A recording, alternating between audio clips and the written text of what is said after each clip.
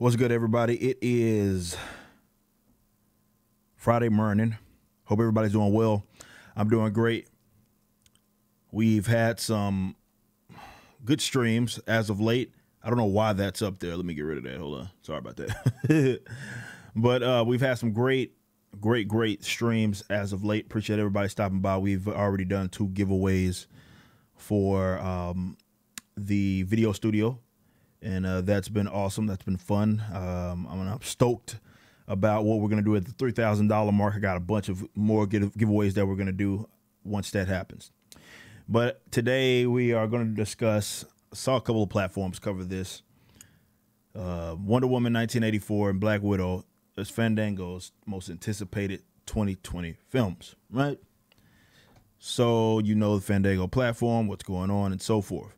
So the cool thing, and there's two points that I want to make in this. Point number one, I think it's awesome that the most anticipated films are comic book movies. I think that's very good. I think that's a great thing. I think that's an awesome thing that, you know, it's one of those things that it's a positive. I guess you can consider it a negative in some sense because they're going to try to warp it and leave a lot to be desired for the comic book fan. And considering Marvel's recent direction, I can see where people are coming from with that. Very skeptical. But I like the idea, and I've always loved the idea of characters being brought to light that I grew up loving. And the 2 most anticipated films going into the next year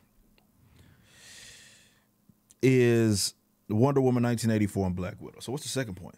It's obvious. You know I was going here. Female fronted.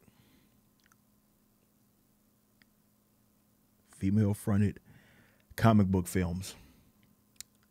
Female fronted comic book films. Okay, so let me get this straight. A lot of guys like myself I've reacted to both trailers.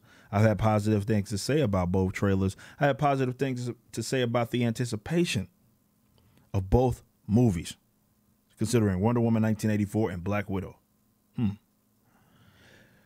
Yet, criticizing Captain Marvel, there are claims of sexism, misogyny, whatever buzz terms you guys are throwing out there, calling me an incel and all kinds of different things, just because I dared to go against your Lord and Savior, Captain Marvel, which is a character that you guys just found out about when Marvel decided to announce the fact that they were going to finally make a film. Not even that, more so the promotional scheme that got you stoked on it. And I think a lot of people, to be completely honest, supported that movie out of spite because you had talking heads, you know, and content creators and so forth that had something to say about it. And I think it's worth noting that because not only does it prove that narrative to be false, and it is objectively false, that they try to perpetuate this idea that people have an issue with female-fronted films, certainly from an action side of things. However, what I want you guys to do is, and by you guys, I'm talking about the people who like to come to my page and have something to say about me dare I criticize a female character. Captain Marvel, the movie sucks, and the character sucks in the comic books. One of the worst things that happened, 2012, her becoming Captain Marvel, and it's been trash ever since. And you can watch my videos of me talking about that. But not just that. I do seriously want you guys to analyze the arguments that I made. Remember, I never made an argument hating on Brie Larson or anything like that. I always spoke specifically to the content, right? It wasn't the fact that she was a female either, obviously. And I've been telling y'all that for I don't know how long. But now that you see that the most anticipated film going into, well, according to Fandango, not to say that Fandango is just the most reliable source, by way of the, you know, crowd and such, but I'd like to confirm that not just because I'm a comic book guy and that's my bias, but again, a lot of other people that are fans of comic book stuff have been stoked for Black Widow and Wonder Woman.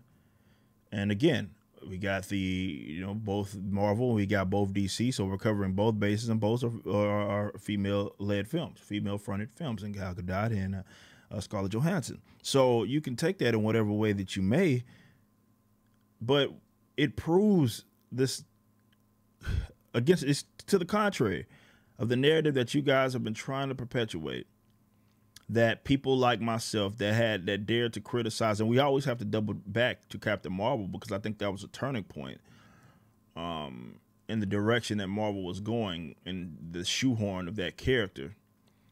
And I, again, have the video, like, 30 minutes long, 40 minutes long, talking about the unique shoehorn of Captain Marvel. You can go check that out. But I think that to see the backlash that they got was unprecedented. Not saying that every Marvel movie has been loved, because it hasn't, but that was a polarizing movie. Let's say that. It was a very polarizing movie. And you have one of which is a female-fronted film in the same exact universe as Captain Marvel, yet you're not hearing the same gripes. Now, I don't know what the content of these films are going to be, but it was like, it's a different, because, I mean, a lot of us knew about the character, so we already knew the direction that they were going to go, and the movie coming out just confirmed it. But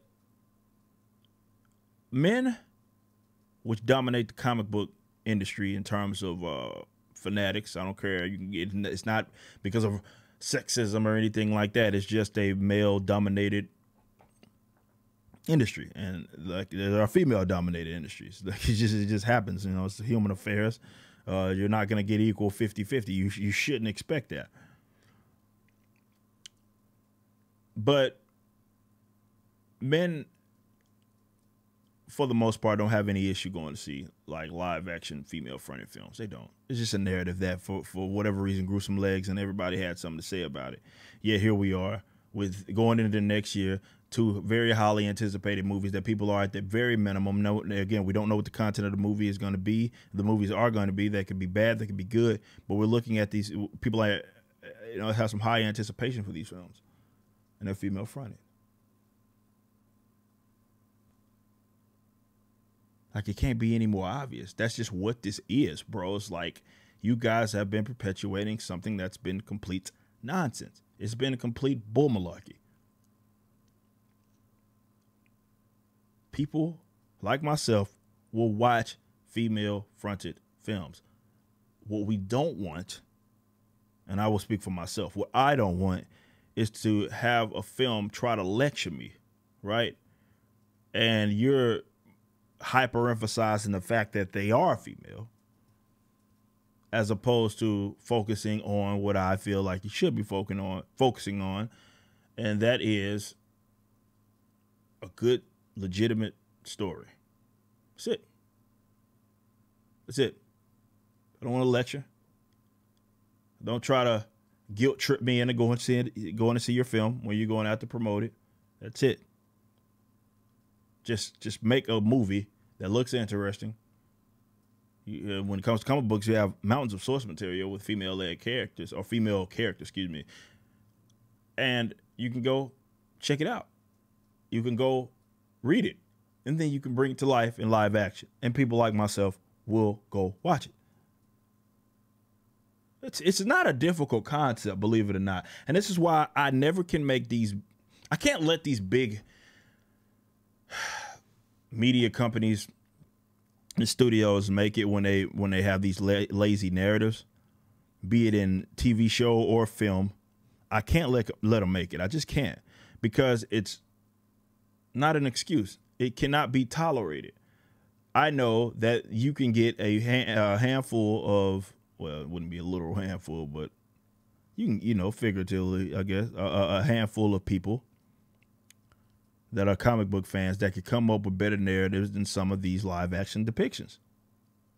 And they can grab female characters. But my theory, you're getting a lot of people, because of comic books are becoming more normalized in terms of the live action depictions of the characters. you're getting people that are a part of these projects and a part of the writing and a part of the directors and part of all of this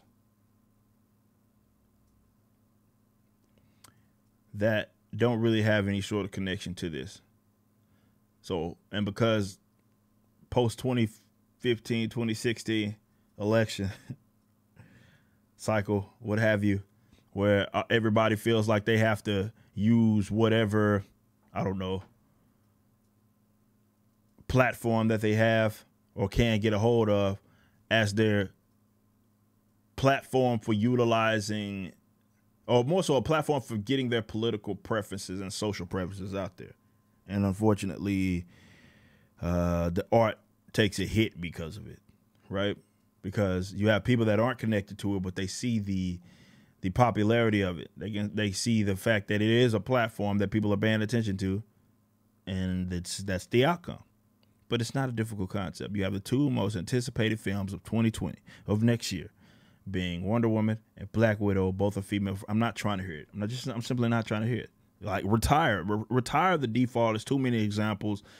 Just because somebody was in opposition to a crappy movie like Captain Marvel or whatever goofy movie that comes out that you guys try to guilt trip me into seeing, and then when I don't want to see it or I think it's trash, you pull that card. Just retire it. It's complete nonsense, and it's objectively false.